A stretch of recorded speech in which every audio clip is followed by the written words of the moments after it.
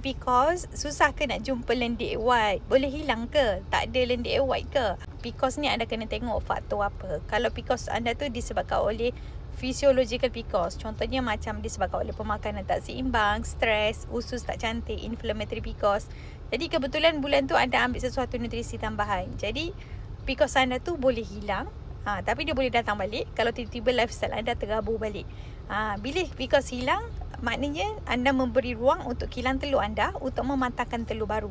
So andai kata ada telur baru yang berjaya matang dan pecah pada bulan tu, adalah possibility untuk anda jumpa lendir macam putih tulang air mata. Itu tandanya anda berjaya ovulasi. Ini tips untuk orang yang PCOS dan juga yang haid tak teratur. Anda kena cakna lah bila jumpa lendir white, dan anda kena faham anda sendiri kena ikhtiar, okey? Daripada segi lifestyle, pemakanan, tidur kena cukup, minum air masak secukupnya, elakkan manis-manis, juadah kuih muih.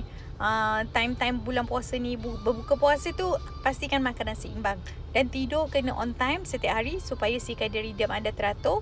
Jadi hormon kortisol anda seimbang, hormon seksual anda seimbang, lebih mudah membantu untuk kilang telur anda sendiri, matangkan telur dengan cantik.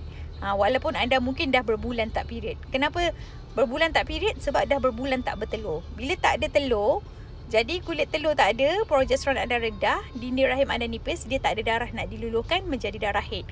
So ini saya tekankan untuk orang yang ada PCOS terutama, sebenarnya anda kena fokus bertelur dahulu, bertelur kembali. Jangan terlalu fokus nak turun haid. Sebab bila terlalu fokus nak turun haid, anda kena rule out. Kenapa? Dia akan menyebabkan ambil pil perancang. Sedangkan pil perancang tu dia lagi menyebabkan anda tak bertelur.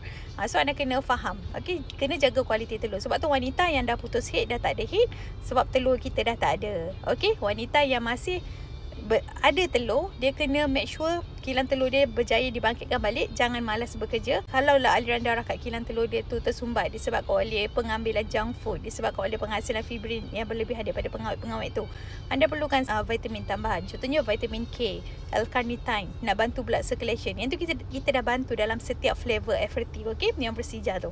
So dah mudah dah, tak payah ambil bersih pil. Dalam setiap sachet tu dah ada 24 jenis multivitamin, multimineral. Amalkan tu, ikhtiar. Dalam masa sama anda sendiri kena ubah lifestyle. Okey, semoga dipermudahkan. Untuk lebih info dan tips untuk yang siapa tengah ikhtiar hamil, follow TikTok ni.